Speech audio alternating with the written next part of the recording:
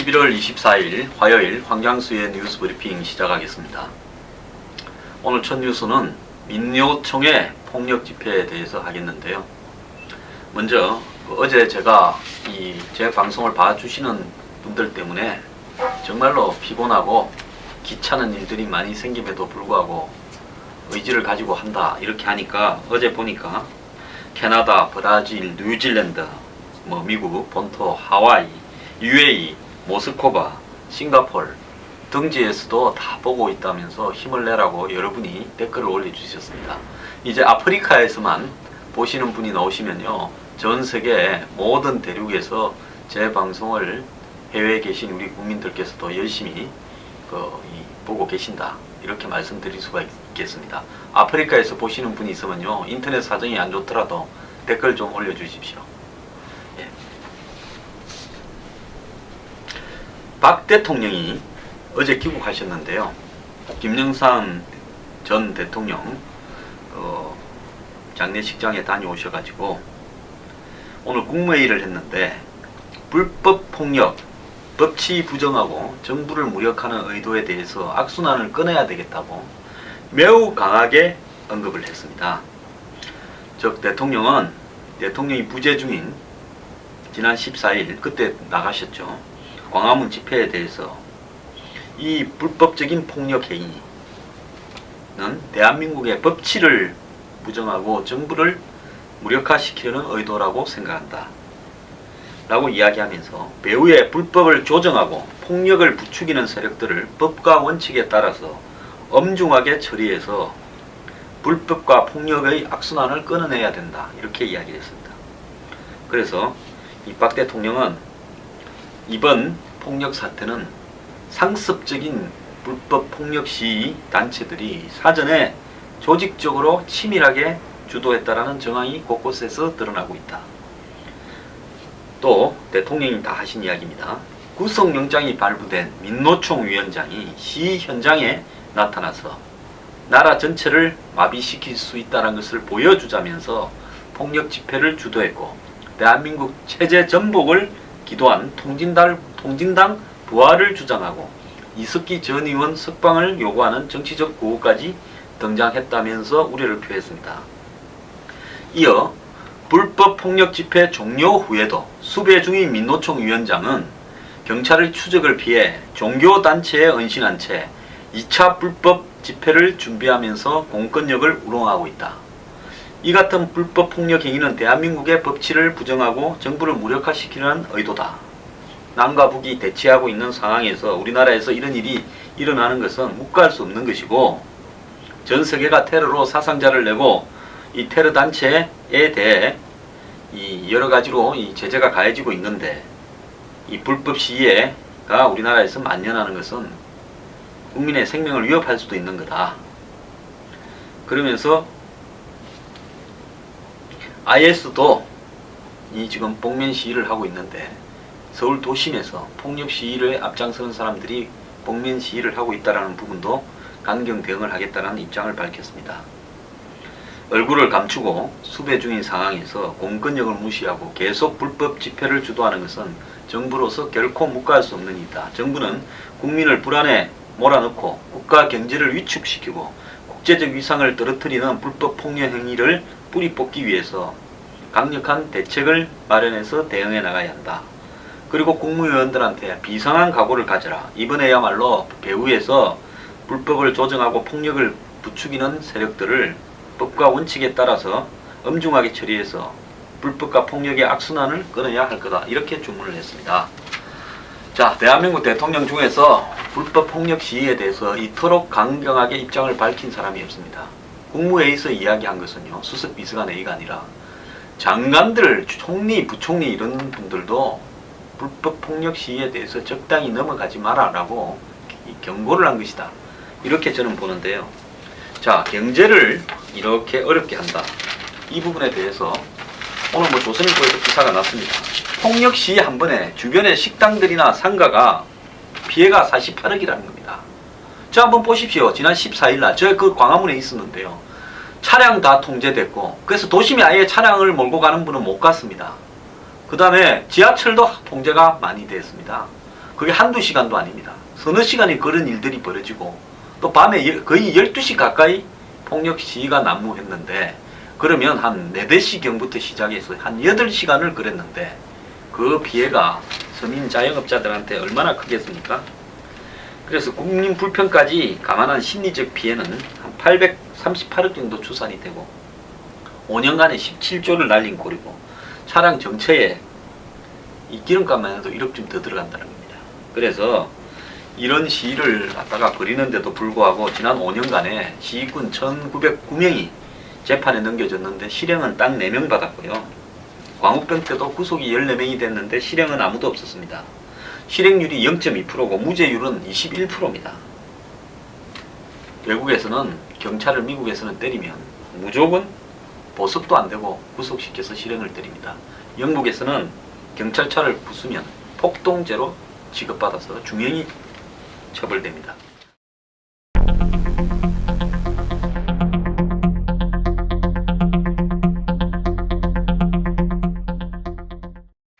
그런데요, 대통령이 이렇게 강경한 입장을 귀국하자마자 천명한 것은 이 폭력 시위를 주도한 사람들이 반성을 하기는커녕 조계사에 숨어가지고 지금 한상균이 성복을 입고 있습니다. 자기가 중입니까? 성복을 입고 있게요. 제가 선임이라 안 하고 중이라고 하는 건 저도 좀 화가 나서 중이라고 그럽니다. 자, 성복을 입고 앉아가지고요. 무슨 어제 오후에 또 도법 선임이라고 화쟁위원회 위원장이라는 분한테 중재를 해달라 했습니다. 뭘 중재를 합니까? 자, 12월 5일날 2차 총걸기 민중대회를 또 한답니다. 그래서 전국에서 다 서울로 상경해라. 그렇게 해가지고 그러니까 부산이고 어디고 다 지역별로 나눠서 하는 게 아니라 서울로 총 집계를 해서 서울에서 다 집회를 하자. 이렇게 했습니다. 그러면서 그 집회에 대해서 평화적으로 진행할 수 있도록 조계종 화쟁위원회에서 중재해달라. 이런 겁니다. 자, 14일날 누가 뭐라 했습니까? 자기들이 시작하자마자부터 법으로 금지된 청와대 행진을 한다면서 경찰 버스를 때려 부수고 불을 지르고 쇠파이프를 휘두르면서 난동을 부리지 않았습니까? 그렇게 해가지고 또 기왕에 수배당한 사람이 또 그날 폭력 집회를 주도하면서 조계사로 숨어드는 사람이 무슨 12월 5일 집회를 평화적으로 되도록 누가 평화적으로 되도록 안 했습니까? 중재해달라니요. 대한민국 불개혁 조계종은요 여기서 빠져야 됩니다. 더 이상 끼어들어가지고요 감나라 판나라 하다가는요 저는 경찰력을 조계종에 투입해야 된다고 봅니다. 이제는요 이 종교가요 자기 수준을 넘어서 시금방을 뜨는 부분에 대해서는 반드시 공권력이 살아있고 법과 질서가 살아있다는 것을 보여야 된다고 봅니다. 전 세계에 이런 종교 집단 없습니다. 사이비 이단 종교 빼놓고는요 법의 집행을 가로막고 범법자를 숨겨주는 종교단체는 없습니다. 지금 이때 무슨 중세시대에 무슨 성역입니까? 조계사가요.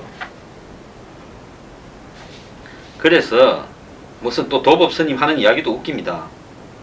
무슨 조계사에 있는 시간이 성찰과 기도의 시간이 되었으면 좋겠다. 12월 5일날 집회하겠다고 또 2차로 선언해 놓고 있는데 무슨 놈의 성찰과 기도를 합니까? 12월 5일은 확실히 더 끌고 모아서 엄청난 숫자를 더 끌고 모아서 몇십만 모아가지고 서울을 갖다가 불바다로 만들겠다고 생각하고 있을 사람한테 그래서 조계종 화쟁위원회라는 사람이 숨겨주고 있으면서 성찰과 기도의 시간 운운합니까? 국민들 염장 지릅니까? 자, 자성 총무원장은요 잘 대처하라. 화쟁위원회가 국민과 불자의 마음을 헤아려서 잘 대처하라. 자, 국민과 불자의 마음은요 끌어내라라 하는 겁니다. 이거 가지고요 리얼미터나 갤럽이 왜 여론조사 안 합니까? 투감은 여론조사 오만 거 다 하는 사람들이요 한상균이가 조계사에 숨어있는 부분에 대해서 이것이 법과 질서에 맞느냐 안 맞느냐 계속 숨겨줘야 된다 내보내야 된다 가지고 여론조사 한번 해보세요.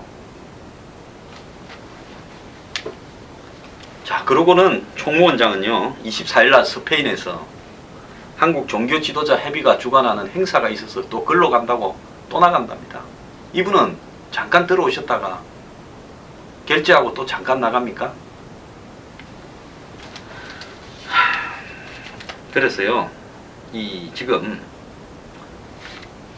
조계종은 더 이상 한상균 위원장에게 승복을 입혀놓고 뭐 화정위원회가 중재하니 어쩌니 기도 성찰 운운하고 뭐 12월 5일 집회를 평화적으로 되도록 노력을 해달라고 이런 소리들을 주고받으면 그걸 지켜보는 국민들은 이 나라가 정상적인 나라라고 아무도 생각지 않습니다.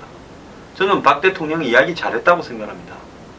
제가요, 박근혜 정부에 대해서 잘하는 건 잘했다 그러고 못하는 건 못했다 그러고 분명히 이야기하는 사람입니다. 그래서 또 몇 사람들이 저한테 시비를 걸고 있는 거 아닙니까? 옛날에는 비판하더니만 왜 그러냐고. 아니, 잘하는 건 잘한다 그러고 못하는 건 못한다 그래야지, 가리지도 않고 무조건 다 잘한다 그러면 그게 사람입니까? 그래서 이 한상균의 지금 숨겨주고 있는 조계종과 조계사는 이제는 대통령이 오늘 발언에 대해서 만약에 계속 숨겨주면 정면으로 국가의 최고 권력이 언급한 법과 질서에 대해서 자신들은 위반하겠다라는 것을 보여주는 겁니다. 자, 폭력 시위를 이끌고 또 2차 시위를 통해서 더 큰 폭력 시위를 하겠다고 협박하고 있고, 또 그렇게 한 자료들은 다 증거를 인멸했습니다. 경찰이 민노총 본부를 덮치니까요, 밧줄이 나오니까 뭘 했는 줄 압니까? 행사 때 줄달리기 하려고 놔둔 밧줄이다. 그리고 계단에 안전망을 설치하려고 하던다.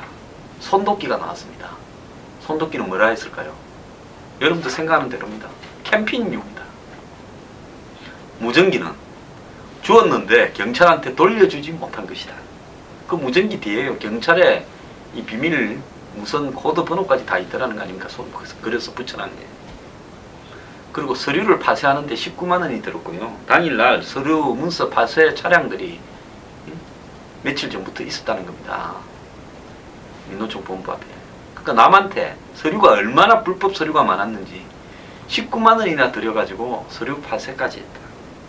자, 이렇게 한 사람들이 평화, 성찰, 그 다음에 평화적으로 집회가 이루어지도록 조계종 화정위원회가 중재해달라요. 자, 이제는요, 제가 봤을 때 조계종은 계속 숨겨줄 거고 한상균은 계속 숨어서 2차 집회를 또 할 겁니다.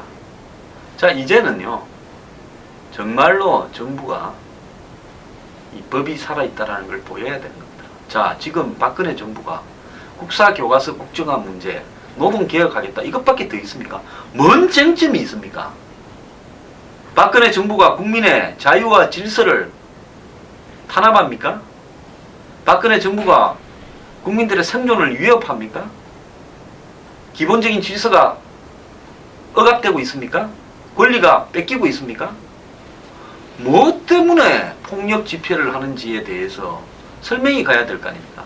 자, 국사교과서 국정화 그 부분에 반대한다면요, 과거에 노무현 정권은 국정화 되던 교과서들을 금인정으로 바꾸었는데 그때 지금처럼 했습니까? 반대하는 사람들이? 그게 이럴 만한 건수입니까? 자, 노동개혁요, 지금 노사정 협의회라는 게 만들어지고 여야가, 야당이 지금 민노총 편을 들면서 시키는 대로 하잖아요. 뭐가 정부가 강제로 밀어붙입니까? 협상 중이죠. 협상이 안 되면 안 될 거 아니에요. 국회 선진화법이니 나반이니 뭐 때문에. 뭐 때문에 폭력 집회를 하는가 이유가 있어야 될 거 아닙니까? 이게 이럴 만한 건수입니까? 뭐 때문에 청와대로 진출합니까? 만약에 경찰이 차벽을 안 치고 놔놓으면 어쩌려고 그럽니까? 청와대 앞에 가서 청와대 담벼락을 넘어 들어가가지고 화염병을 던지고 청와대 담벼락을 무너뜨려가지고 청와대 안에 들어가서 대통령을 잡아서 끌어내려고 합니까? 누가 이렇게 사주하고 시키고 있습니까? 저는요, 이 사람들이 이렇게 하는 목적은 기본적으로 대한민국의 자유민주주의를 존중하는 보수 정권은 용납지 않겠다라는 사상적 문제가 배경에 있다라고 저도 확신합니다. 저는요, 좀처럼 뭐 빨갱이 낙인 찍고 이런 사람이 아닙니다. 굉장히 합리적으로 이야기를 하는 사람인데요, 이럴 만한 건수가 아닌데 이렇게 하는 것은 그 배우를 의심할 수밖에 없다는 겁니다. 자, 정부는요, 말이 아니라요, 정부도요, 말을 했으면 지켜야 됩니다. 유병헌 사태 때 보면요, 말은 오만 소리 다 했습니다. 온 재산을 추징해서 단죄를 하겠다고 그러고 그 배후에 왜 그렇게 됐는지 도와준 정관계 고위 인사들을 다 색출하겠다 했는데 허지부지 끝내갖고 오늘 이 지경이 된 거 아닙니까? 대통령도 말씀을 하셨으면요, 확실하게요, 본때를 보이도록 실천을 하도록 끝까지 밀어붙여야 됩니다.